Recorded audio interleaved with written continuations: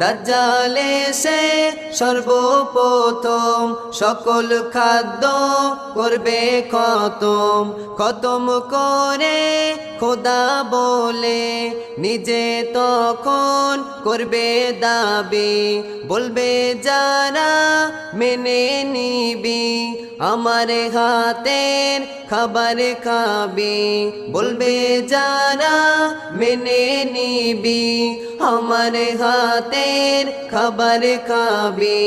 দুর্বল ইমানদার বাঁচার লোভে, দুর্বল ইমানদার বাঁচার লোভে খোদা বলে কাফের হবে।